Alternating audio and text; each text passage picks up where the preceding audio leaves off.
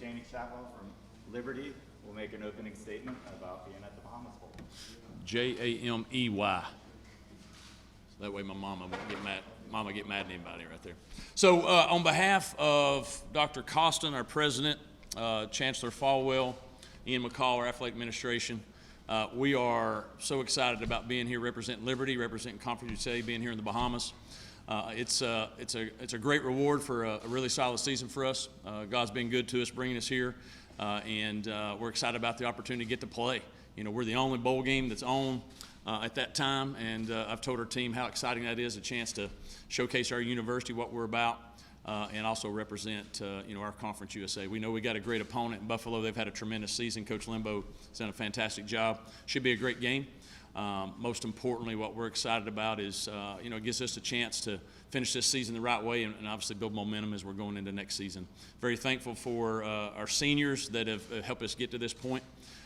We have a chance at Liberty this year to have 9 or more wins in back-to-back seasons, which has never happened in the history of our football program. So that's something that's important to us, something that we're shooting for.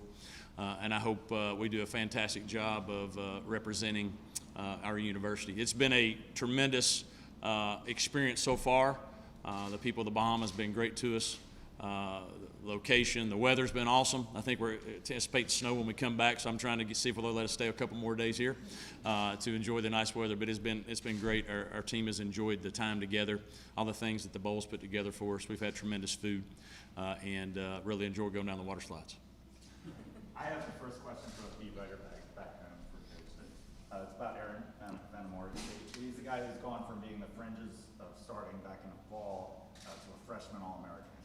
And could you just speak to what he's brought to your team as someone who's plugged in during fall camp to becoming such a key piece of the line, especially in terms of leadership for this team? Yeah, Aaron, the great thing about Aaron is even his first year when he was redshirted, he traveled a lot. He was getting a lot of reps. He never approached the game like he was new. He always had a great mindset of he was the starter. And so when his opportunity came, he was ready for it. He didn't wait for it. He prepared for it.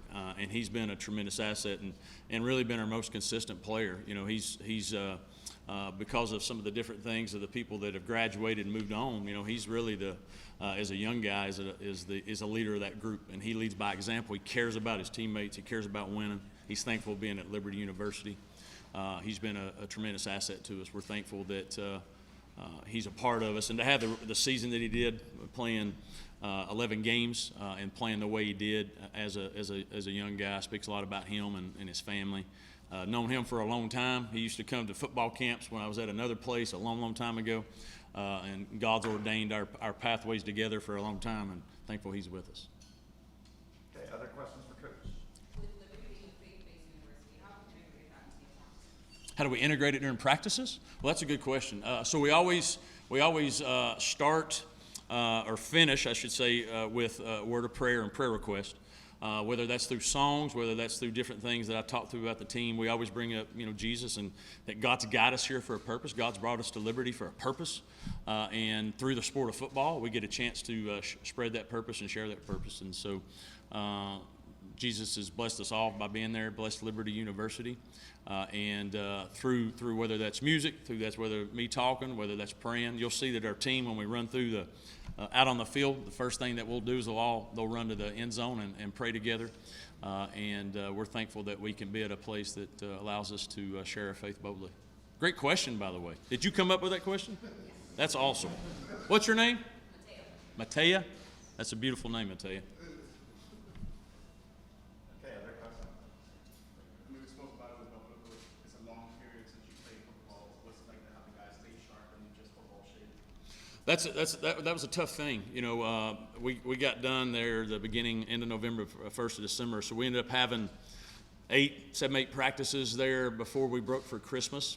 And then when we came back, you could tell from a standpoint we weren't in the best football conditioning shape. And so we practiced hard the last 6 practices to get ourselves back where we felt like we need to be. But it's a challenge because when you have so long between an opponent You don't want to beat yourself up. You want to be as healthy as possible for the game, but also you got to get yourself ready. And no matter what we could do, I tried to make it hot up in Lynchburg, but we couldn't do that. And so to get used to this humidity, I think, is another challenge, and that's why the conditioning is going to be a big deal. Hopefully, through our nutrition and our strength and conditioning program, we did a good job of getting ourselves ready. I'll tell you this, that it won't be an excuse if we don't get it done. Like they have to do it too. So. We know in this stage of college football with the off-setup, so then how important were these extra practices to get the reps in for the players who might not have seen as much time earlier in the season? Well, I think it was big for that.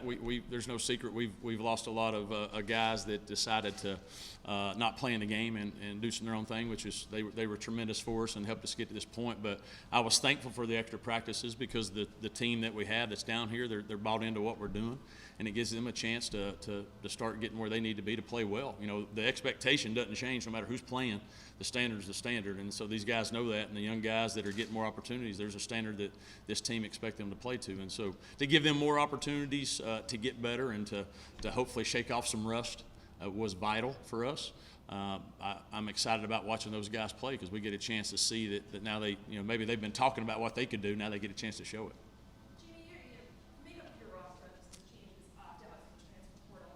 How does your preparation alter, or does it become a complete routine? It doesn't alter. You know, what you do with the guys that are returning, you obviously have a lot of trust in them. When the guys that haven't played as much, obviously they've been practicing all year. Maybe not in the depth chart as they are now, but you put them in situations. And what we've really focused on is what do those guys that are maybe playing for the first time, what do they do well? Right? Let's don't ask them to do something that maybe they're not good at yet, or they've not had a chance to really become better at. So we're going to put those guys in position so they can hopefully play it confidently in what they can do.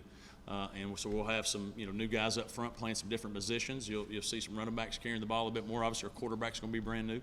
But those guys, we feel confident that we put them in a position and what we're going to ask them to do that they can go out and perform well.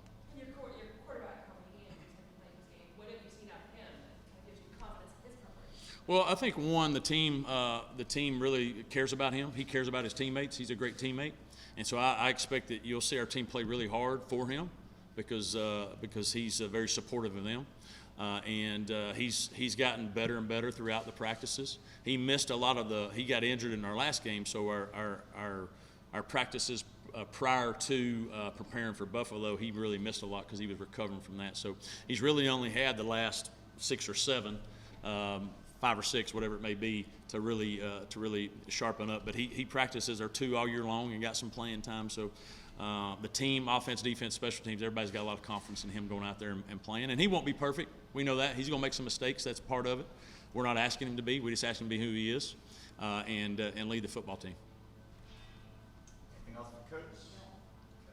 Coach, you were there yesterday with the trash, took an unfortunate loss. Did you have words with the team after? Yeah, we didn't dance very well, obviously. And one of our values is about competing, and we didn't do a good job of competing. But I'll tell you this: if we can win tomorrow, we'll take the L in the dance competition for sure. And then you mentioned the water slides. Which was your favorite? You know what? I think I liked the Abyss the best. When you went down the Leap of Faith, I think, the sharks are there, which is a little scary. But the Leap of Faith, you come out in the aquarium, gives you a little bit better feel, like you're not getting ready to get eaten by Jaws.